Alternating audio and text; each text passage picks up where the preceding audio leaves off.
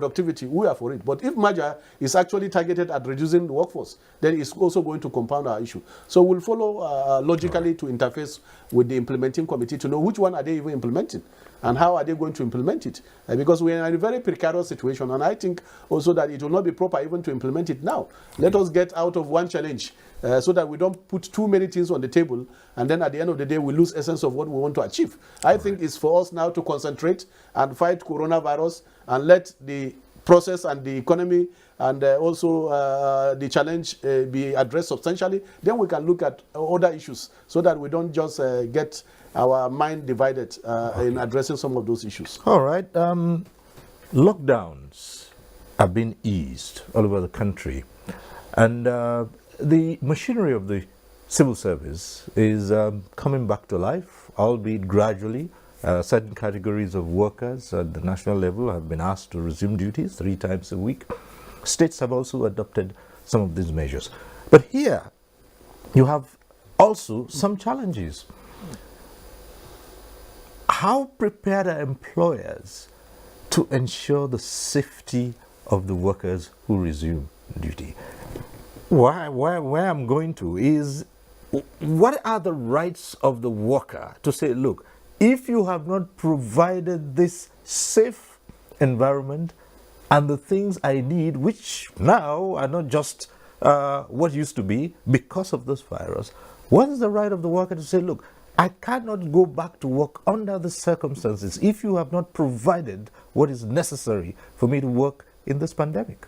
Well, first, let me start by appreciating profusely Mr. President for actually allowing for gradual opening up. Because it was one conversation that I think there had been for and against. But I think in this case, I think the decision is well balanced. What remains is actually the implementation, which is what we need to do to ensure that that good gesture is not also abused. I think our problem stems from 2 issues. One is the fact that when people begin to compare Nigeria and possibly countries like Ghana, they forget that Nigeria is a federation and Ghana is a unitary state. Because in the case of Ghana, the lockdown was done at once. And therefore, every of the other provinces and entities were under lockdown. In the case of Nigeria, even when we locked down Lagos, Ogun, and Abuja, some states were still operating. And people were able to leave Lagos and travel to states like Kano, up to Maiduguri. I saw people traveling on motorcycle. From Lagos to Maiduguri, people travel on motorcycle. Some joined trucks. So we are not actually operating at the same frequency in responding to this issue. So to now say perpetually, because in the case of Nigeria, like in the case of US, state governors also have their own role to play in declaring either lockdown, partial lockdown, or even refusing to lock down completely. And that is what has happened. So in order to do a balancing and ensure also that some category of people don't suffer, and also some category of people don't have their means of livelihood cut off completely, that balance was then proposed. And I think it's a wise decision. Right. In the context of this, there are many models around the world that have worked. There are countries that have not undergone any lockdown. One of them is Sweden, Korea, and Taiwan. South Korea. Yes, they have not, that's why I say Korea. They have not done any lockdown. What they did is to enforce, 1, social distancing, enforce use of masks, enforce the issue of personal hygiene. And it's working. And the economy is also working. So we must be smart and innovative in the context of Nigeria. We don't just go and adopt what will not work in our own situation, because in our own situation, 70% or more are in the informal sector. You need to make sure you accommodate them. And that's why when the relaxation was made, you see the number of people that trooped out, even to access banking services. That is to tell you the enormity of the problem. So I don't share in those that are arguing that we should look at countries like Ghana. No, we are not at the same level. All right. You should compare apple with apple. Okay. You don't compare apple with pineapple. That will not work, and I think that has no empirical or scientific basis. Okay, the work has been asked. Going now to the issue of how we can ensure safety, of the work, even in this gradual lockdown. What is important, I think, is for us also not to just do copy and paste. Even in the gradual opening up, we must know the situation of our people now. In the civil service or public service, I expected that it should be gradual. Maybe you start even from level 15 or directors and one staff. You start at that level and make sure that you provide also all the protective requirements in terms of hand sanitizers, in terms of wash hand basin and equipment, in terms of mask. All of these things need to be provided, and we monitor the situation. And gradually, from one level to another, we can then gradually look at the situation gradually. We can even look at, among the number of days, how many days will such people come to work, and how many days will they actually be effective. So gradually we monitor the situation. But I think the issue of scaling of occupational health and safety is very important. And we have said our workers must insist, especially the frontline health workers that have been working effectively. Okay, you speak and they of have the been putting in their best. Health workers. In some facilities up till now, right, even hand sanitizers are not available in primary care centers. Some of the states have not been able to provide some, and you don't know who will be coming. Okay. Somebody will be coming to a health facility. There's this other category of workers who are in the front lines as well. Journalists, media people. Certainly. Now, at what point can a reporter say, look, my employer has not provided protective equipment for me, and I cannot expose myself to this kind of situation at a public meet?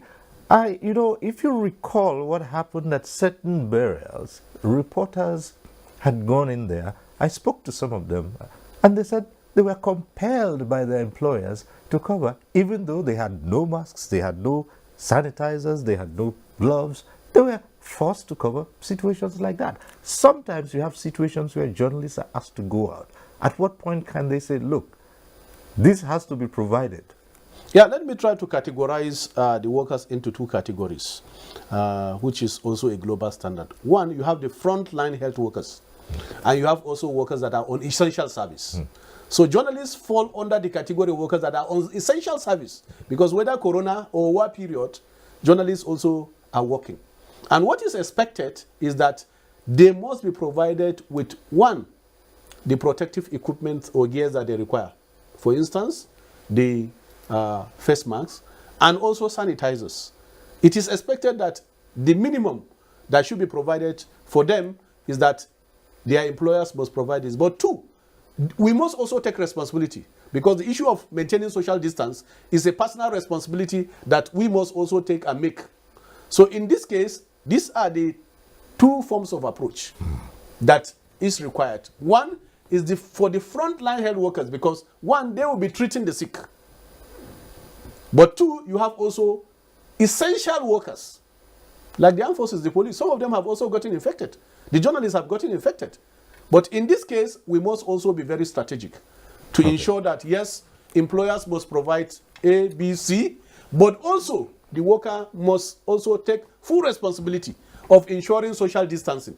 When you are covering an event, it is expected that you must be sure that social distancing is maintained. As a law enforcement agent, police and paramilitary, if they are also enforcing the lockdown, they must also take precaution. One, they require also the mask, they require hand sanitizers, but they must respect also social distancing. So in all circumstances, we have a responsibility of workers.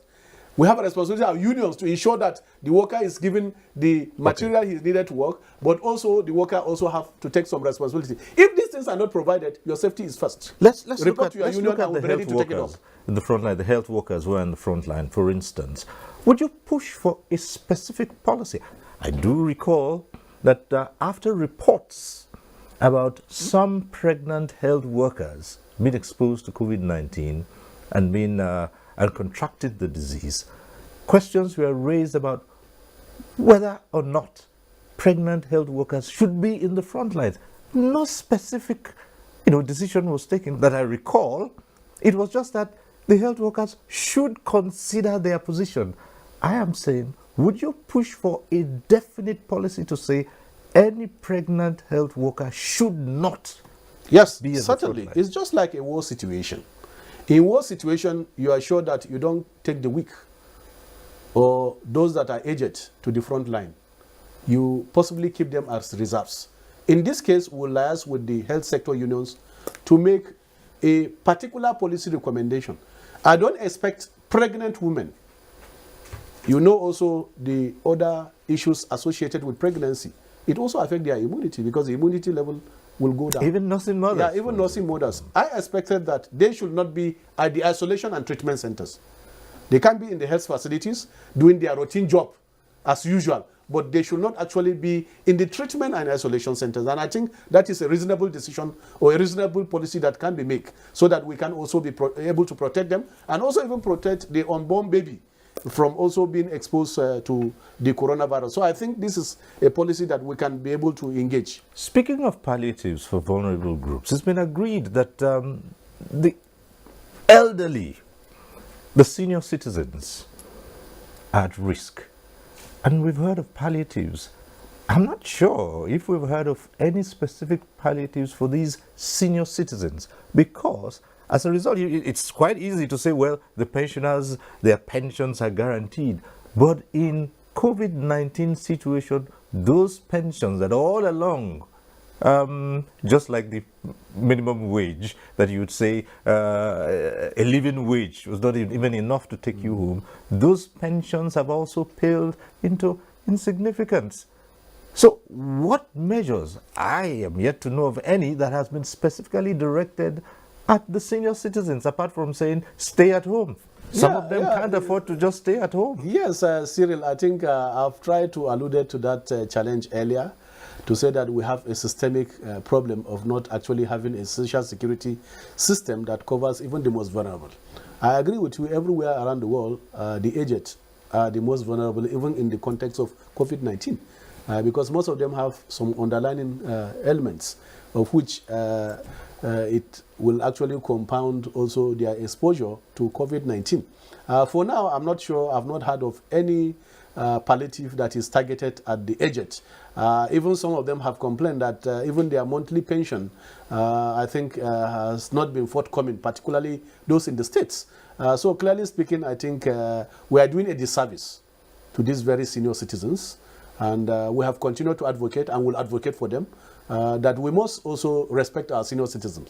These are people that have put in their best in the service of our nation, and certainly I quite see reason in trying to say that because they are a special group of people, I think it's high time some of the palliative also should be targeted actually to those group of people who are most vulnerable, especially those also that don't have relation that are taking care of them. You know that in other climes, you have even a residential accommodation for the aged. You don't need to stay with your children. But here we don't have such arrangement. Everything is left to the extended family, where you don't have a well-to-do extended family. Then you are on your own and you suffer. And that's why the death of recent is also very high among the aged, the senior citizens. From many states, you have had the record of a high number of deaths from those category of people, possibly also because some of the care had not been extended to them. But I think also even the level of information dissemination about the fact that they are very vulnerable, we need to scale up the information dissemination because first is that they also need to take some personal precautions, and secondly also that we need to have government also caring for them in terms of also making palliative or intervention specifically targeting at this group of people. So certainly I think it's a very challenging period, and because possibly also the fact that resources are very scarce, because that's why I try to also distinguish between the urban poor and even the rural poor. I grew up in the village. I know that in the village there is this issue of communal effort. If you don't have food, you can go to your neighbor and certainly you can eat. Yeah, well, but in the city, social distancing. Yeah, but with social distance, yeah, I agree with you. Social distancing, you can even get food stuff on credit. But in the city center, the city poor or the urban poor is very, very difficult. And that's why I like the way and manner China actually handled this challenge. You know that China did not actually lock down their major cities. Beijing was not locked. And because they have a policy that you cannot just leave your village and come to Beijing. In fact, you are admitted. There is what they call migration from the rural areas to the city center. On a yearly basis, it's regulated. They will even tell you the number of people that are allowed to leave their rural area and come to the city center. So that's where you have statistics, and things are working perfectly, and they will be able to know who is the poor of the poorest and how they can be able to intervene and reach them in this very difficult time. So I think this is the way to go, to now look at our peculiar situation as a country, not just copy and paste. And in this, I think our policy makers must look at this from the perspective of, yes, Nigeria have a peculiar challenge. Our population is one. We have a population that is over 200 million. You cannot compare that with any country around very close to us. You can look at even countries like India. They have data. They know the poor of the poor. And therefore, when they want to intervene, and it's high time now, we try to strengthen the National Identity Card Management Agency. I don't see any reason why for 10 years we cannot have a credible data, unified data, that every Nigerian, we should be able to have his data and know what he's doing. We should know the unemployed. We should know that those that are underemployed. We should know those that are the poor of the poorest. We should be able to do that. And I think part of the lesson of COVID-19 is that we need to have a credible data, that the National ID Card Management Agency should be able to, if we can register people during voting period or during election period in 3-4 days, what is the difficulty? If we can do census in 3 days, what is the difficulty in having a national ID card for everybody? And we have a database that we can use. It will even subsume some of the database that we're using, like the election card. If you have a national ID card, it means you can integrate also your INEC number to it, and you can use it in voting. I think that's why our political office holders are running away from this, because it brings credibility. It will mean also one man, one vote, one woman, one vote. It means also that we'll have a data that we can use, and it's very credible. And I think this is what is happening around the world. So clearly speaking, I think this is one opportunity we can use. And secondly is to look at the state of our healthcare system. And education, which is very important. All right. Comrade Ayuba Waba, as they say, coronavirus, even as it's wreaking havoc on the economy and lives, it has also brought in the need to, as they say, think out of the box.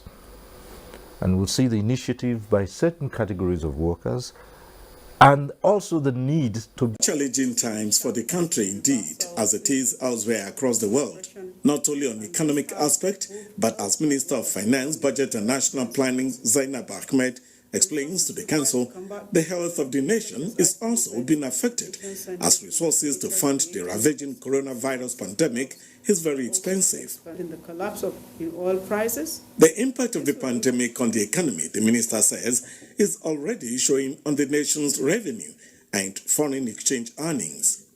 Net oil and gas revenue input to the Federation account in the first quarter of 2020 amounts to 940.91 billion naira, which represents a shortfall of 125.52 billion naira. But with the work that the Economic Sustainability Committee is doing, bringing up a stimulus package, we believe that we can reduce the impact of that recession. And if we apply all that has been proposed and we're able to implement it, we might end up with a recession that is minus 0.4%. So in any case, we'll go into a recession. What we're trying to do is to make sure that it is shallow so that we'll be able to quickly pull out of it come 2021. On the presentation to the Council by the Economic Sustainability Committee, headed by Vice President Yemi Osinbajo, it's resolved that the next special committee on COVID-19 meets the Economic Sustainability Committee to further discuss the work and post-COVID-19 National Sustainability Plan. At our last meeting with Mr. President, it was clear that the President was clear that the Governors Forum and the Presidential Task Force meet and agree on steps to be taken. And it has been discussed today also, and commitment has been taken. The summary of it all is that using technology and the resilience of the Nigerian people, we will get through what we are going now, or what we're going through now, and of course we will take this country to a path of sustainable economic growth and development. Council receives an update on polio eradication and support to community transmission of COVID-19, presented by the Minister of Health. In the State House, Jide Onifade, NT News. And the revised copy of the 2020 appropriation bill has been submitted to the National Assembly to enable its amendment in line with economic realities induced by impact of the coronavirus pandemic. Now, Chairman Senate Committee on Appropriation Jibrin Barau disclosed these after a meeting between the legislature and the executive on the issue. Now, the Minister of Finance, Zainab Ahmed, alongside the Director General, Budget Office, Ben Akabweze, met Thursday with the National Assembly Joint Committees on Appropriation, Finance and National Planning. This meeting is to share ideas towards arriving at common ground as the legislature commences the process of amending the budget. Now that the bill for amending the 2020 budget has been brought to us, we decided that we should strengthen that collaboration, interaction, so that by the time we go into the full activity of processing the bill, we will not have any major disagreements. Your economy is not moving because we are under lockdown, so therefore you need to strategize economically and financially. Finance and appropriation are playing a very critical role in this particular process. So today is just an interactive session of what has been discussed in the past concerning way forward in implementing our 2020 Appropriation Act. Definitely they are going to be revised, and there is still a work in progress. The National Assembly says Senator Jibrin Barau remains committed to ensuring that the January to December budget cycle is maintained.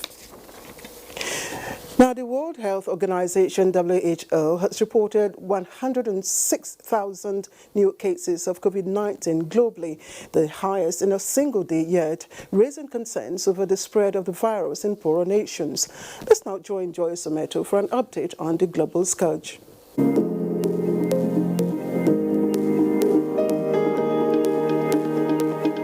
The death toll from coronavirus in Nigeria has reached 200. This was announced by the Nigeria Center for Disease Control on Wednesday. The health agency also reported 284 new infections, which brings the total tally of confirmed cases to 6,677, out of which 1,840 persons have recovered. The new cases show a slight increase in the number of daily infections compared to the number reported on Tuesday. Lagos State recorded 199 new coronavirus cases, the highest daily figure in Nigeria.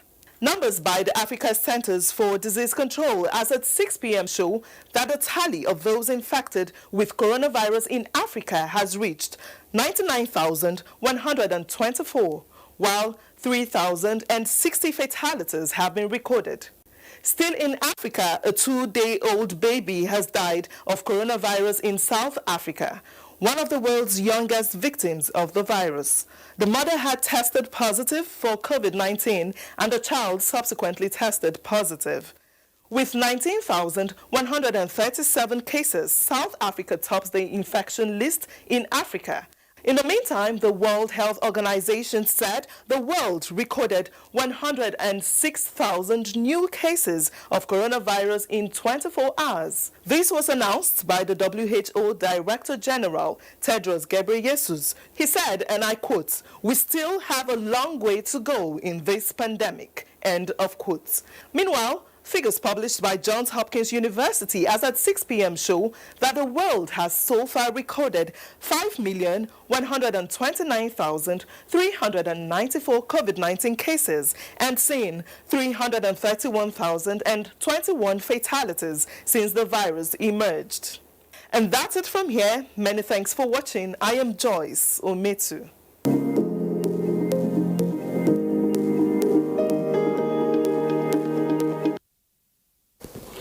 Let's now turn our attention to Zamfara, which is one of the few states in the country with low number of confirmed cases of COVID-19 and, of course, number of deaths. Tonight in Network News, Governor Mohammed Bello Matawalle joins me now live via Skype from Gusau, the Zamfara state capital.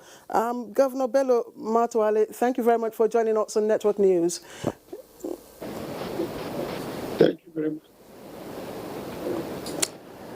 All right, let's quickly take you on how the state is handling the corona pandemic. Zamfara is said to have some of the best equipment to handle it. How did you come about that?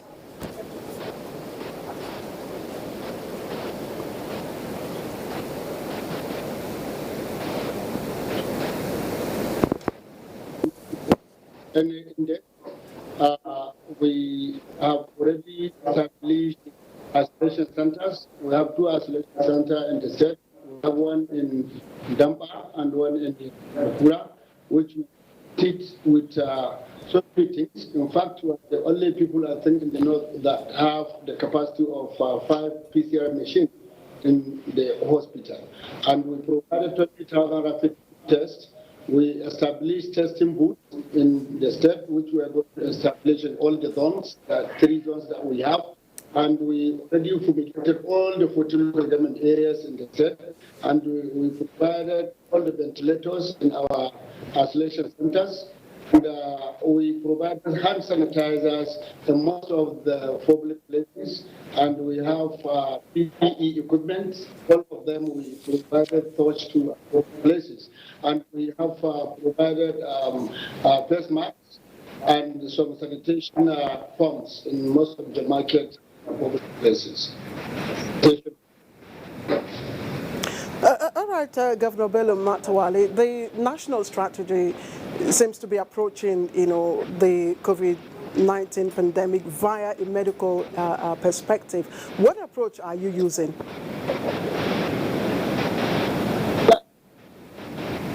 The NC are in the state, and most of the patients that we have, after we treated such patients, we take the second sampling and we take it back to NCD for testing, and they return back results to the states. And most of them, like today, we have only, I think, about 16 cases in the state. While before we have about 84. All of them are discharged from the hospital. All right, we seem to be having some distortion with your audio. I'll quickly ask you just these few questions, and that has to do with restrictions, the relaxation of restrictions allowing worship, and that's despite professional advice from, of course, ulamas and Muslim experts. What's the situation in your state? Are you also relaxing worship restrictions?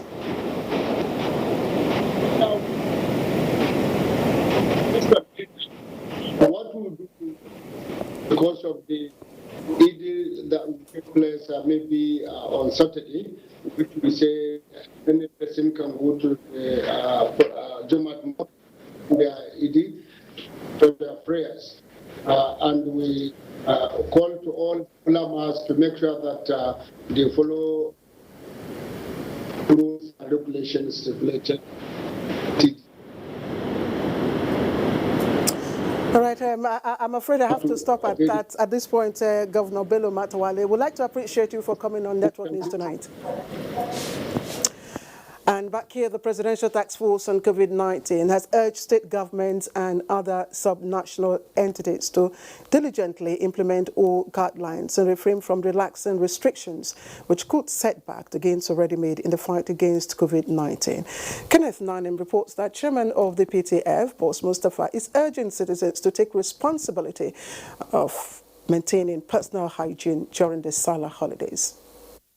With a global record of 106,000 COVID-19 cases within 24 hours, recently announced by the World Health Organization as the highest since the outbreak of the coronavirus pandemic, the Presidential Task Force on COVID-19 believes that the coronavirus is still very much around, and citizens must strictly adhere to all precautionary measures against its spread. As we celebrate, we want to once again caution on the need to wear a mask, keep physical distancing, avoid large congregations, avoid unnecessary interstate travels, and observe personal hygiene, amongst other suggested safety measures. Within state borders, the restrictions relating to reduced occupancy for buses, taxis, and tricycles will be maintained. We're thinking about community management. We're thinking about home isolation. We haven't come out with any definite policy on this, but we are thinking about these things because we have to. Urging citizens to desist from purchase and consumption of chloroquine as cure for COVID-19. Health Minister says intake of chloroquine has not been certified by relevant authorities. He also advised state governments to take seriously issues of contact tracing and surveillance to increase daily testing. I also advise those who have taken the test and are waiting result to heed the advisory to self-isolate yourselves in your homes until you get your result, and in order to be able to save your friends and your family, wear masks and observe hand and respiratory hygiene until your result is out. The PTF also provided answers to many questions bugging Nigerians, including time for reopening of schools. It's not true that in 2 weeks' time, the schools will be opened. Institutions and organized bodies are also urged to come up with strategies that best suit the operation within the COVID-19 era for review and approval. Kenneth Nanim, NTA News. In Lagos, the state government says it is introducing a new approach to isolation intended to discourage infected persons from absconding. Now, at a media briefing, the Commissioner for Health, Professor Akin Abayomi, disclosed that the state will integrate what it calls home isolation for COVID-19 patients, especially for asymptomatic and mild cases. Nosa Ursula reports on this paradigm shift. The Commissioner for Health explained that government will validate rapid testing of COVID-19 on residents, most especially healthcare professionals and returnees, to ramp up testing for the virus in the state. We've decentralized our sample collection, so we're collecting samples in 20 local governments now.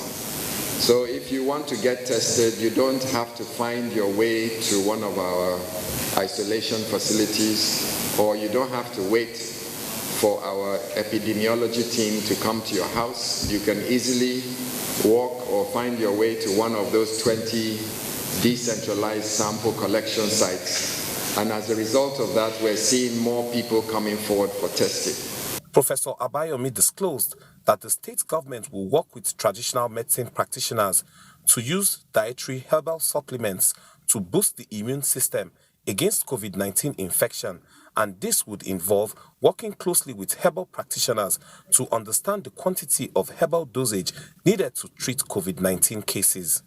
Herd immunity just means that the number of people in society who have caught COVID and recovered are not likely to be able to catch it again. And so the virus will then start to run out of its opportunity to be infective, and eventually we will reach the peak, and then we will start going down, and that will signify the end of the outbreak.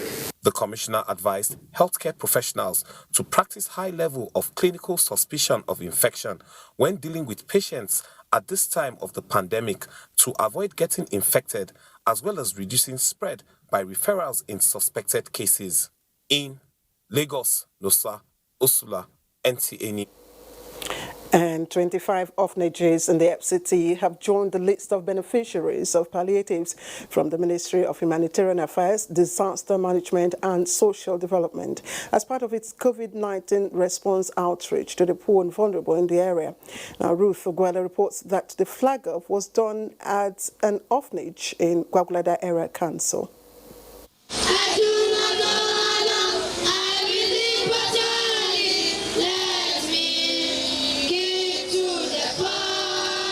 An expression of gratitude from children of Anawim Orphanage Home in Gwagwalada Area Council of the FCT to the Ministry of Humanitarian Affairs, Disaster Management and Social Development for this gesture.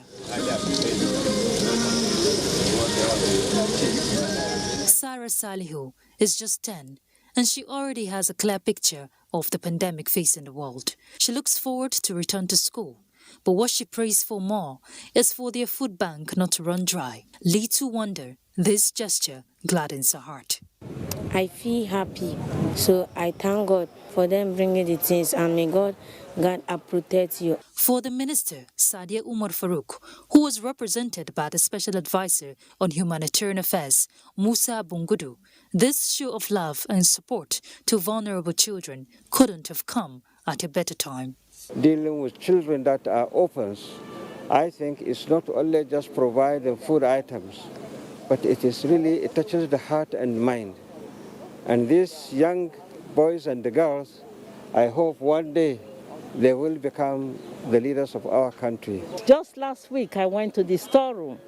It was empty because for the past 2 months, we have not been receiving gifts. So this foodstuff you have provided will go a very long way for us. The orphanages have been in their need of palliatives. And therefore, what has been done today will go a long way to supporting them. Good-spirited Nigerians were encouraged to replicate such interventions as the nation takes measures to end the pandemic. In Abuja, Ruth Aguela, NTA News.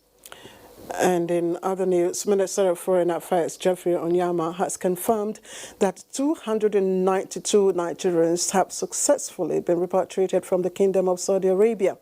Now, in his Twitter handle, the minister said the stranded Nigerians have been brought back courtesy of Saudi authorities. Now, most of the returnees are nursing mothers and children.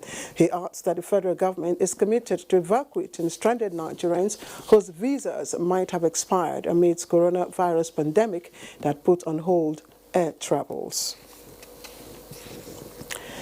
And the Nigerian Correctional Service has released a total of 3,751 inmates comprising convicts and awaiting trial persons who met the set criteria. Now, this is equal to the directive of President Muhammadu Buhari to decongest detention centers across the country to curtail the spread of COVID-19. A statement by the Nigerian Correctional Service Public Relations Officer Anthony Chuks Njoku indicates that a total of 2,600 inmates were initially taped to benefit from the release by the 36 states in the Federal Capital Territory. However, some states' chief judges during the jail delivery processes granted release to some awaiting trial persons, culminating in the release of more than 3,700 inmates so far. Now, the number includes 2,740 convicts and 1,011 awaiting trial inmates. You're watching the Network News live here on the network service of the NTA. We have more reports ahead, but after these commercials, join us again.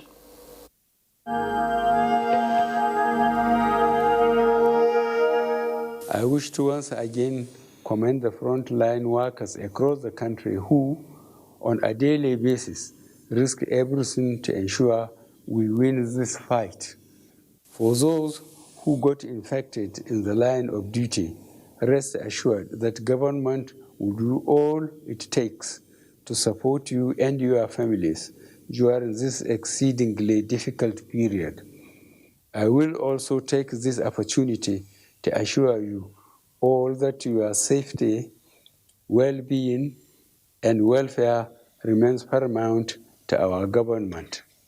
I am using this opportunity to express our deepest condolences to the families of all Nigerians that have lost their loved ones as a result of the COVID-19 pandemic.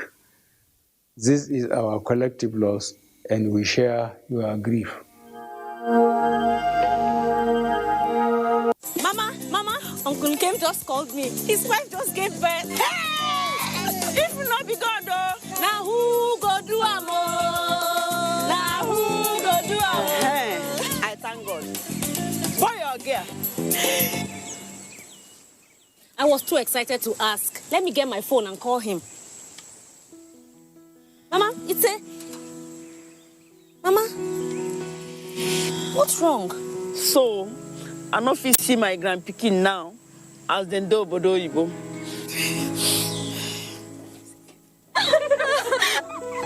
Mama, I have a surprise that will cheer you up. Introducing Sunday Data Plan. Enjoy Sunday browsing. 200 Naira gets you a whopping 1.25 gigabytes.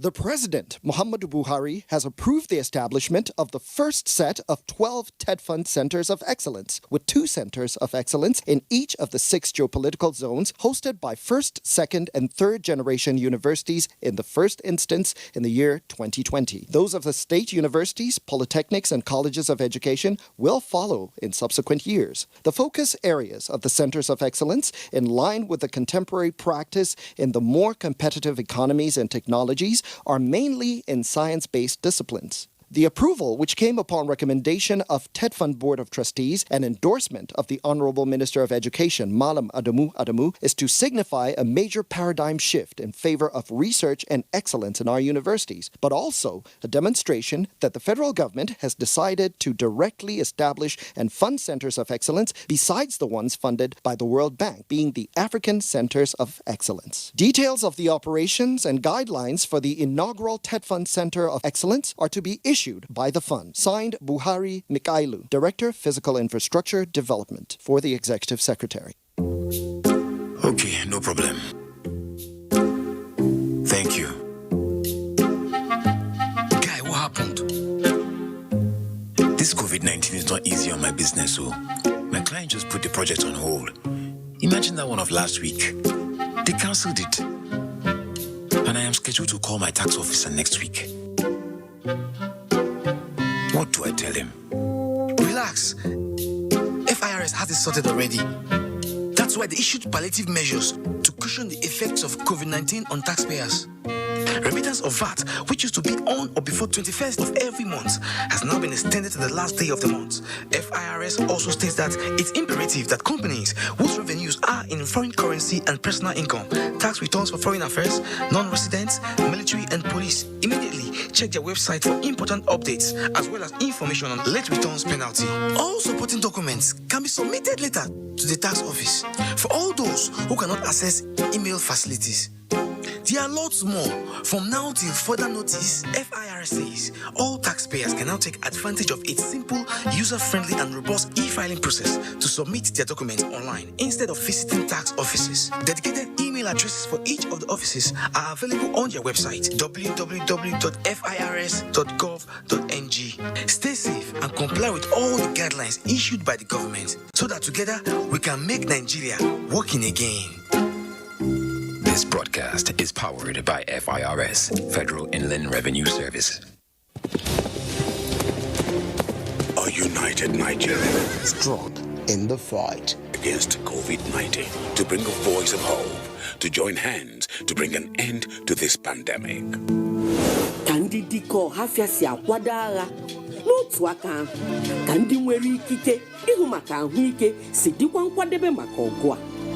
Ní ayé àtijọ́, a farapamọ́ lábẹ́ àpáta Olúmọ, a sì borí ogun náà.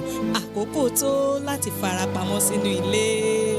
Mu ci gaba da kaɗaita juna, kuma mu kiyaye wuraren da akwai cunkoson mutane. Mukumulo pipa prizinko lokachide. Womere ya mevogja wohora bowe kokekokyo, woje seriji sanitizer wohora bowe. Fulbe ballen ko emeden kauten jude kaben dun nyaw coronavirus. Daroden e wuro ballen gomnati ballen ko emeden dun nyaw dun waray dun dillay. One Nigeria, different languages, and we shall surely prevail. This message is brought to you by the National Orientation Agency, Nigerian Film Corporation, powering possibilities in partnership with Nigerian Television Authority. You can't beat the rich.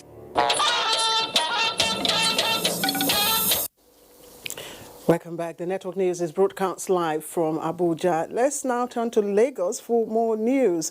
Hello, Dotun. What do you have for us? Thank you, Claire. More than 37,000 households are to benefit from the special palliatives for primary school pupils all through the period of the partial lockdown in Lagos State. The Ministry of Humanitarian Affairs, Disaster Management and Social Development at the flag-off in the state said the initiative is an extension of the National Homegrown School Feeding Program. Adeola Komiakere reports. Primary 1 and 3 pupils of St. Francis Nursery and Primary School were the first indirect beneficiaries of the palliatives. The modified distribution of the take-home rations, which aligns with President Muhammadu Buhari's directive, is to cushion the likely hardship some households are facing following the partial lockdown. I appreciate what they do because I know, look, say maybe they will just share something. But they say parents come today, they just give us food to share for children.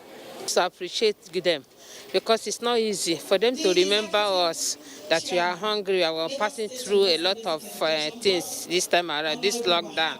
In fact, I'm praying that God will continue to help them.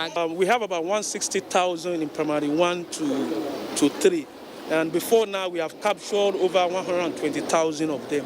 The gesture, which is in partnership with the Lagos State government, is expected to encourage enrollment in primary schools. The special homegrown school feeding intervention will impact beneficiaries made up of parents, guardians, and caregivers. The next phase is to go back to all those identified households. We are giving them food vouchers. A lot of work has been going on for the past 3 weeks, identifying the homes, their addresses, and so on. The presentation of food items to parents for pupils will be replicated in other schools across the state. In Lagos, Adeola Komiakere, NTA News. The Nigeria Customs Service, Western Marine Command, has reported a major seizure of cannabis sativa, popularly known as Indian hemp, worth more than 1 billion naira along the western waters in Shasha area of Lagos. Comptroller, Western Marine Command, Olugbega Peters, said the seizure is the largest consignment by the Nigeria Customs Service. Abolade Salami reports. This is one of the over 16,000 compressed cannabis sativa seized by the Nigerian Customs here at the Western Marine Command, weighing over 12,000 kilograms with a duty-paid value of more than 1.2 billion naira. Officers of the Western Marine Command had been on the trail of the syndicates behind the illegal deal following tip-off on the movement of the consignment from Ghana en route to the Western Marine waters. The command's quick response to intelligence report led to the record-breaking single seizure from gaining access into the Nigerian illicit markets. No, but we are still on their trail. We are monitoring them. They are drug barrels. But what we do, we are going to call NDLA, invite them, police, all relevant agencies. We take it to the dump site and put fire on it. So we are on them. We are not sleeping at all. Well, that's why I put up the strategy. When I came in here, 24 hours surveillance on the IC. While we continue other seizures so far, in 2020, Comptroller Olugbega Peters revealed that goods worth more than 63 million naira have been intercepted from smugglers on the IC. The Comptroller affirmed that officers of the Western Marine Command have expressed renewed commitment at combating the scourge of smuggling within the Western Marine Command. In Lagos, Abolade Salami, NTA News. And that's it from here. Network News continues after the break.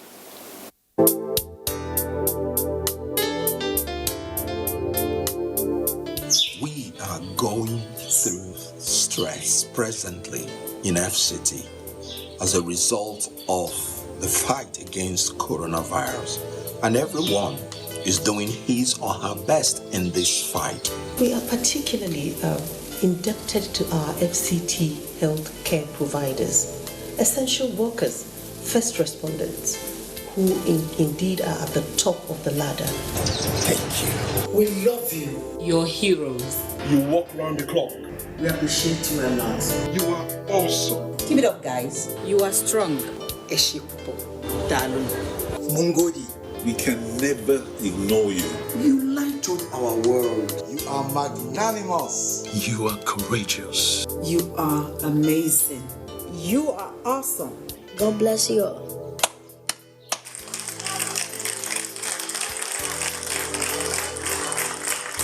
Prep your face properly before the makeup.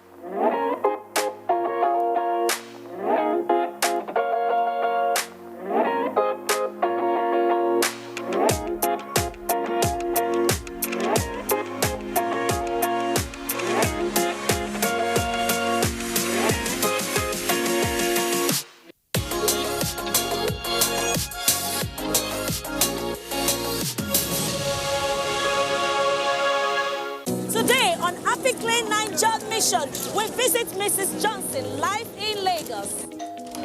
Ah, Helen Paul. Hello, madam. Would you like to join us on this mission? Yes, but how? Just one question for you.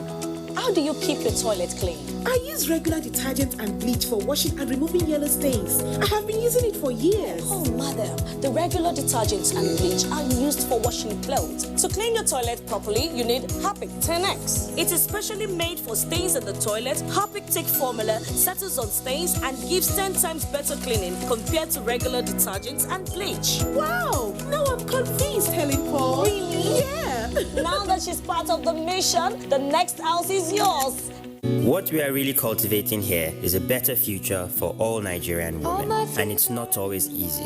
Panadol Extra relieves headache, backache, joint pain, toothache, and menstrual pain. The pain is worth it. Make no mistake, we're in a fight to protect everything that matters to us. It's a fight to build sandcastles again, to grab lost time, to celebrate the big days, the everyday, to feel with the world again. It's a fight to run, to soar and find our wings once more. It's a fight to win back our world. So let's fight it together, the way we have for generations. Let's practice healthy habits. Let's protect our hands, our floors, our homes. Let's protect what we love and who we love. Because if we do, this is a fight that together we will win. Dettol, protect what's worth fighting for. Action. Make your home the place to be with GoTV's super cool kids channels. That sounds fun. From funky friends that'll keep even the little ones busy. All right, everybody, let's do this! To learn as you watch educational shows for curious young minds. You can do some amazing things. There's plenty for everyone. Tune in to our kids shows and get everything you need to keep the kids entertained and learning the fun way. GoTV, live it, love it. And we're glad to have you back with us here in Abuja. Now, Bua Cement, Nigeria's second largest cement company, has recorded a 47.5% increase in revenues, amounting to 175.52 billion in its just released full-year results for the 2019 financial year on the Nigerian Stock Exchange. Now, the company's profit also increased by 69.1%. from 39.17 billion in 2018 to 66.24 billion in 2019. For more, Abdurrahim Musa Soleja tells us more about that. Bua Cement PLC is currently listed on the Nigerian Stock Exchange with a market capitalization of 1.18 trillion naira, making it the third most capitalized company on the floor of the exchange. Managing Director of Bua Cement, Yusuf Benji, says through the adoption of a focused and disciplined approach, it continues to record strong revenue growth, even as it drives its revenue and cost synergies from the merger across pricing, scale, and operational efficiencies, supported by a sustainable business model and a value-oriented strategy, which have translated to growing market acceptance, reflecting in its margin. In 2019, the company reported a decline in profit after tax from 64.07 billion naira in 2018 to 60.61 billion naira, which was due to income tax credit of 26.76 billion naira in 2018, from a reversal of previous tax provision made on Obu Line 1 and a deferred tax credit on securing approval for tax exemption under Pioneer Status Incentive in 2019. The company has steadily progressed thereafter. Net deferred tax charge of 5.15 billion naira was provided for. In the current year, Bua Cement PLC is also Nigeria's second largest cement producer and the largest producer in its northwest, south-south, and southeast regions. The company operates strategically from Okpela and Kalambaina in Edo and Sokoto states, respectively. Committed to quality, driven by its people, innovation and technology, and positioned to solve Nigeria and Africa's challenges,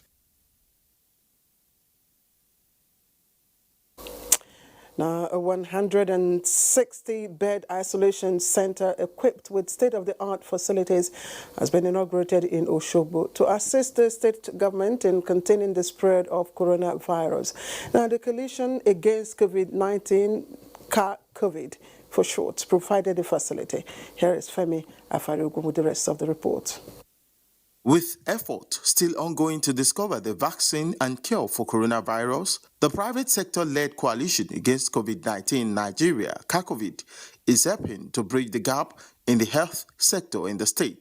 Osun State is the latest to enjoy the gesture with the renovation of a health center well-equipped with 100 beds and consumables, while state government provided additional 60 at Mercyland Isolation Center in Oshogbo.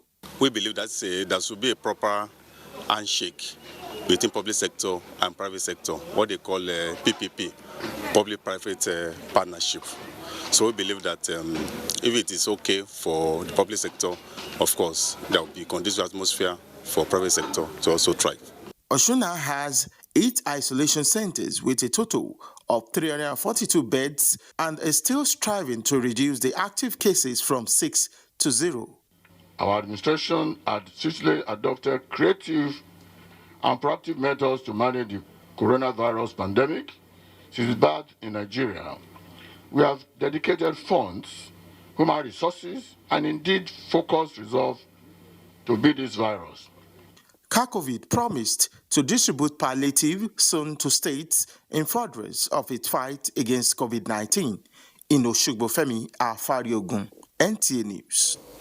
Now, reports from Kano State says as part of measures to halt the spread of the novel COVID-19 and reduce the rate of unemployment among women and youths, the National Directorate of Employment, NDE Kano, in collaboration with the Future Assured Initiative of Wife of the President, have commenced production of 20,000 face masks. Yahanasu Hassan Barao reports that the effort is also to facilitate effective compliance with the state government's directive, which makes the use of face masks compulsory. In an effort to further stem community transmission of COVID-19 in Kano, the state government recently declared as compulsory wearing of face mask by the populace. To therefore ensure effective implementation of this initiative and to make the face mask easily accessible at no cost, the National Directorate of Employment Kano office engaged 50 of its women trainees in the production. Awe Ibrahim and Lababatu Ali were among the recently graduated trainees who are now producing the face mask at the cost of 20 naira each. The duo said they stay idle at home due to the lockdown. I don't know how to sew it, but now I know how to sew it. We have something doing and still we have an income as a result of what we are doing. The coordinator of National Directorate of Employment Kano office, Ahmed Iliasu, noted that the gesture is part of corporate responsibility of the directorate. We decided to engage them, pay them whatever we intend to pay outside, and then to boost their economy. For Lebabatu and Hawa, the development will no doubt go a long way in ameliorating the effect of the lockdown order and even beyond. This group of women are split into batches to ensure the social distancing order. And the face masks, when completed, are to be donated to Kano State Government for onward distribution to prevent the spread of COVID-19. In Kano, Yahana Sahasambaro, NTA News. Now, our next set of reports will be coming from Ibadan. And for that, let's join Kemi Oshin. Hello, Kemi. Good to see you. Good to see you too, Claire. Good evening and welcome to Ibadan. Smuggled goods worth millions of naira have been intercepted by the Oyo-Osun Command of the Nigerian Customs Service.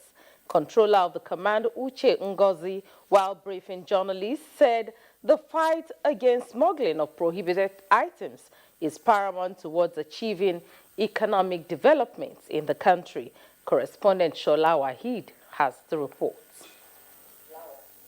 Items seized include 310 drums of 100 litre each and 180 kegs of 25 litre each of premium motor spirits petrol, 180 bales of second-hand clothing, 3,465 bags of 50 kg parboiled rice with several kegs of vegetable oil worth hundreds of million naira. Comptroller Ngozi explained that the Nigerian Customs Service will continue to carry out anti-smuggling activity in accordance with government fiscal policies. We crop the bushes day and night to ensure that government fiscal policy is enforced and local productions encouraged to increase GDP and economic development. Between January to April 2020, we have collected a total duty of 20 billion 51 million 805,179 naira. The media is urged to intensify efforts at enlightening the public on the need to shun smuggling and pay accurate duties to facilitate legitimate trade activities. In Ibadan, Shola Wahid, NTA News. COVID-19 patients across the country may soon heave a sigh of relief as food advisory certified by experts as immune boosters is said to prevent attack of coronavirus.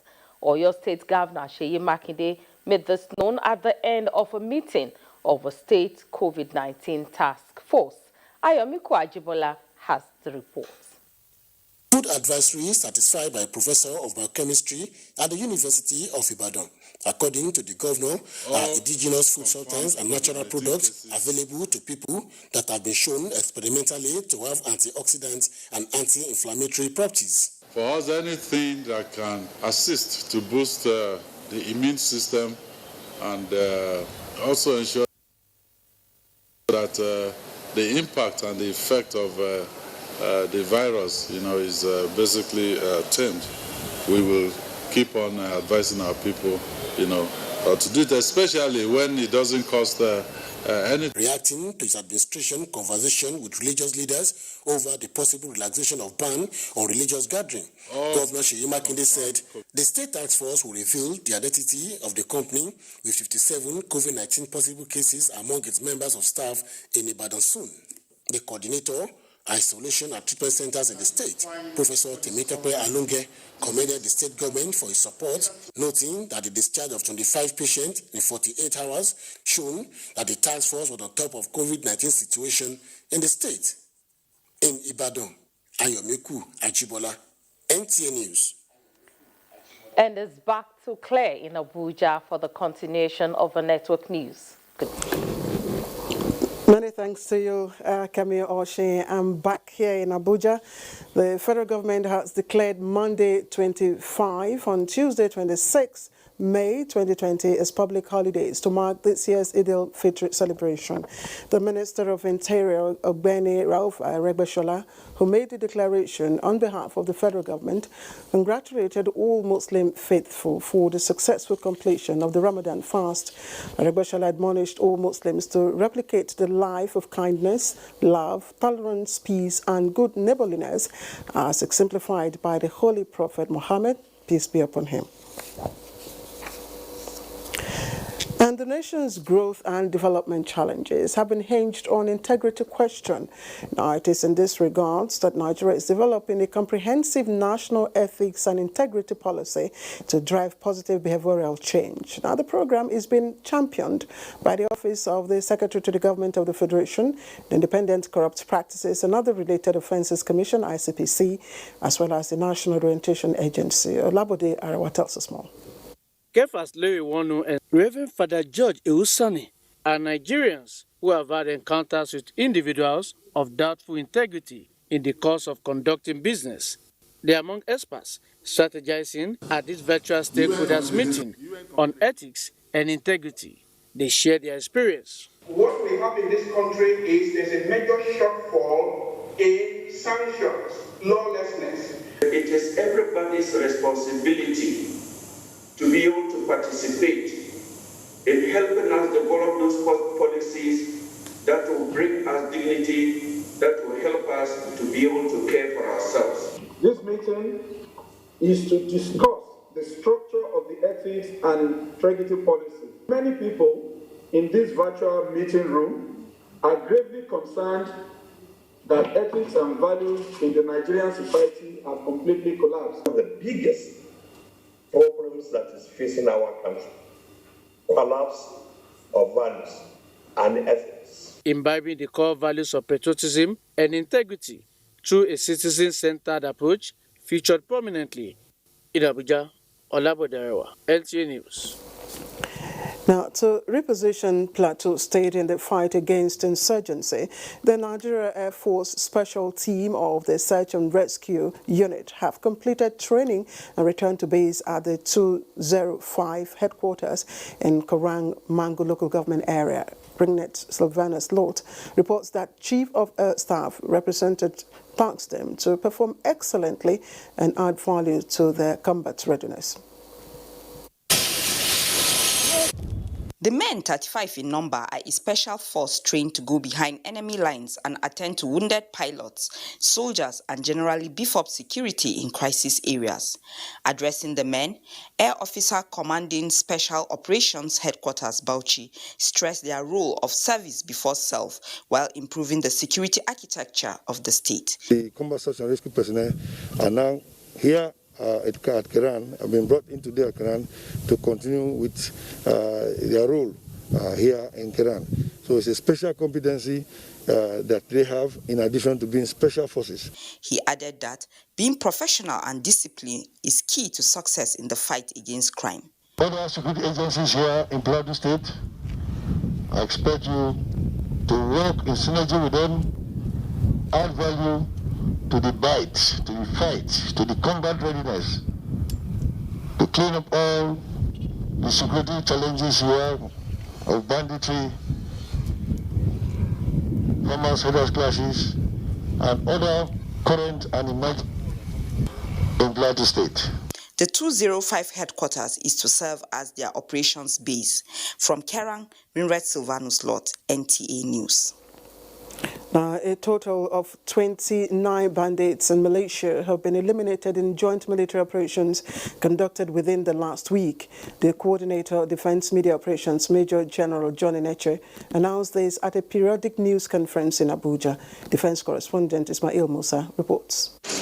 It is yet another platform to highlight updates on ongoing joint military operations across the country. Now a look at other operations. Top is the outcome of recent Armed Forces Operation Hadarin Daji and Wild Stroke that resulted in the killing of 29 criminals and recovery of several arms and charms. We had 7 members of a militia group in Nasarawa State. The good news here is that those ones were arrested intact.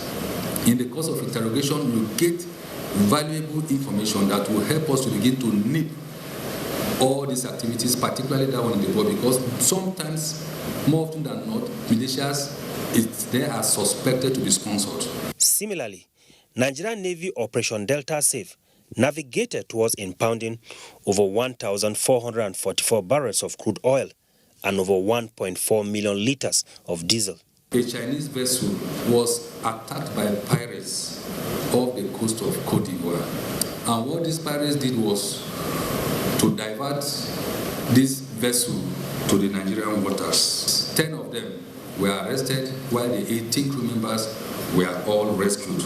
These crew members comprised of Chinese, Ghanaians, and then Ivorians. Reacting to a video clip circulating on the social media about alleged ambush by Boko Haram on troops, followed by outbursts by some soldiers, the defense headquarters knows that such actions are a result of war trauma, noting that the soldiers have been identified and will undergo observation and counseling. In Abuja, Ismail Musa, NTA News. And you're watching the network news here on the network service. Let's take some more commercials now. Did you know that using bar soap and water protects against viruses? Many viruses are surrounded by an envelope with receptors that enable them to enter a human cell and cause infection. Bar soap destroys the outer layer of the virus and effectively removes it and reduces your chances of contracting the virus. Protect your family from the spread of viruses. Wash your hands using bar soap and water. Brought to you by Medifax and Dettol.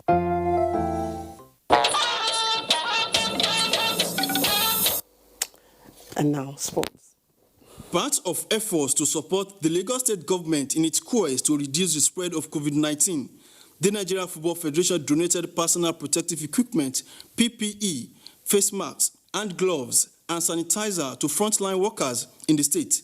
Dr. Olusegun Odoye, who received the items on behalf of the state government, lauded the efforts of the Federation. It's a small token, but it's also to say a very big thank you because of the way they've been handling this and what they've done for the health of the general populace of Lagos. And as business owners in Lagos, it is our duty and responsibility to also support the efforts of His Excellency. Meanwhile, in line with the federal government directive on the use of face masks, Nigeria Volleyball Referees Association recently distributed thousands of the material to members across the country to fight against the spread of coronavirus. This is the best way we can fight COVID-19 and fight it to end. We shouldn't shake hands with our friends, relatives. We shouldn't get too close to people. That is physical distancing. Also advised the players to engage themselves in physical fitness in order to maintain their fitness at the end of the coronavirus pandemic. Olumide Guntola, NTA News. And President Muhammadu Buhari has condoled with Kazaure Emirate people and government of Jigawa State over the passing of the Galadima of Kazaure, Mohammed Tukuru Adamu.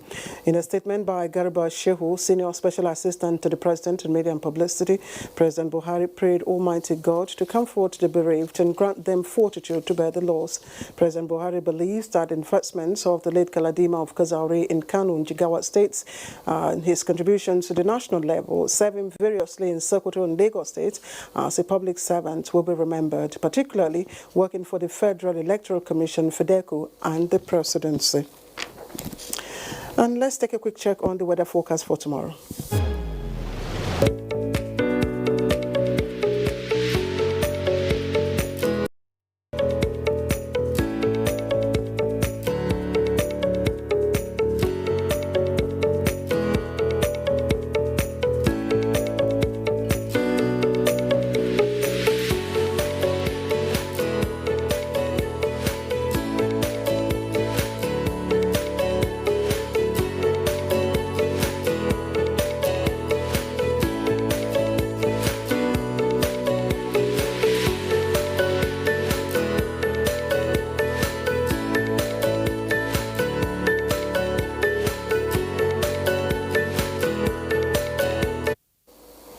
And that ends the Network News tonight. From me and the rest of the production crew, bye-bye.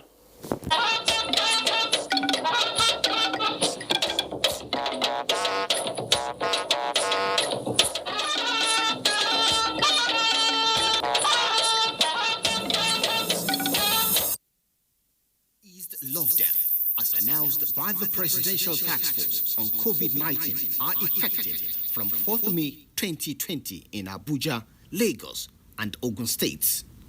For public spaces, the following are mandatory: improvised face masks, temperature checks, hand washing facilities and hand sanitizers, physical distance of at least 2 meters, no sporting activities and mass gathering. On travel, these are prohibited: passenger flights, interstate travel except essential services, movement of agro products and petroleum products. Note, there will be mandatory supervised isolation of returnees for at least 14 days. For markets and offices, neighborhood markets are to open 3 times a week from the hours of 8 a.m. to 3 p.m. Banks and financial services are to open from 8 a.m. to 2 p.m. Government offices are open only to staff from grade level 14 to 17 between the hours of 8 a.m. and 2 p.m. on Mondays, Wednesdays, and Fridays. Corporate offices and private sector are open to business from 8 a.m. to 2 p.m. Schools, churches, mosques, clubs, bars and gardens remain closed till further notice. COVID-19 is real. Take responsibility and stay safe.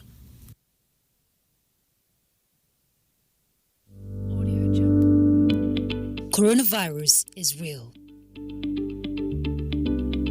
Steps to avoid this pandemic. Wash your hands regularly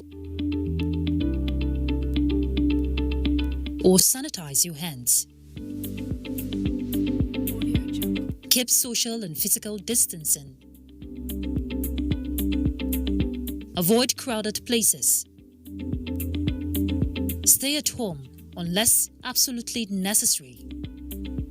Don't touch your eyes, nose, or mouth if your hands are not clean. Avoid the spread of coronavirus. Coronavirus is real.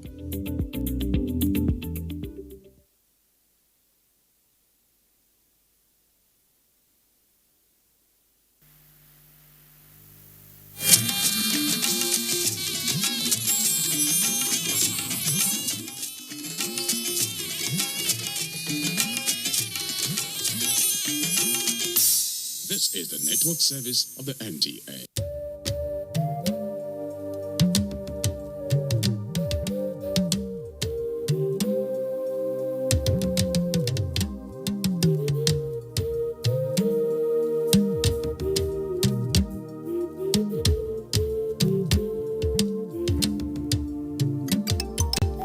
Do you not know that our enemies have no face? They are indigents of no state. They come from no place. And if this boat capsizes, every one of us will go under. So when the drums sound, let everybody answer. Do not say, I am the Iroko when the forest is burning. Do not say, I am the Obeche when the forest is burning. Our differences will not stop us from perishing together. So when the drums sound, let everybody answer.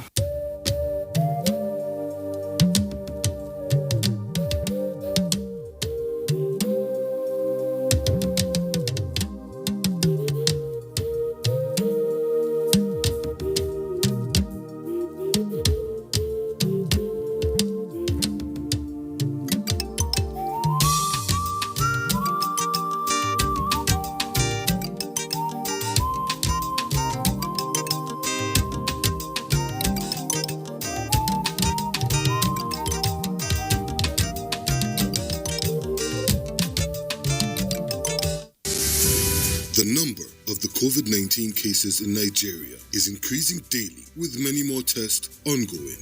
The battle of testing, isolating, treating, and attending to the affected persons rests heavily on the shoulders of our health workers, constantly putting their lives on the line and at risk to contain this virus, save and protect the lives of millions of Nigerians. To these health workers, we at the Nigerian Television Authority, NTA, on behalf of millions of Nigerians, say a big thank you for all that you have done and are doing.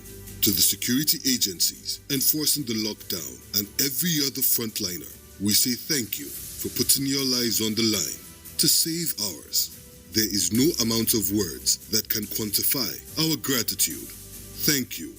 This message is brought to you by the Nigerian Television Authority, NTA, Africa's largest television network.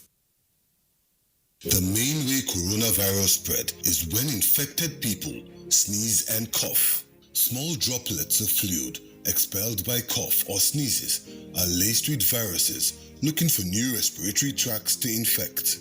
When a sick person sneezes around someone who is healthy, the virus can land in the nose, mouth, or even the eyes, causing an infection. Symptoms can include fever, cough, shortness of breath. Symptoms may appear within 2 to 14 days. Seek medical advice if you develop symptoms and have been in close contact with a person known to have COVID-19, or if you live or have recently been in an area with ongoing spread of COVID-19. This message is brought to you by the Nigerian Television Authority, NTA, Africa's largest television network.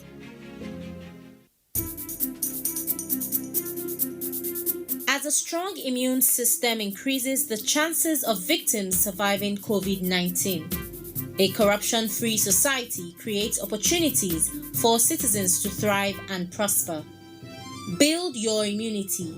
Stop corruption now. Report all acts of corruption to ICPC on this toll-free number 0800 22 55 4272. This message is brought to you by ICPC and NTA. Welcome Come there. Have you washed your hands? Inside my house again. This thing not the key black man. I don't know if it's misinformation or poor hygiene that will kill you first. Coronavirus is real, and good hygiene practice will save your life. Anyway, no hand washing, no eating. I will not take care of it. How's one of the parents?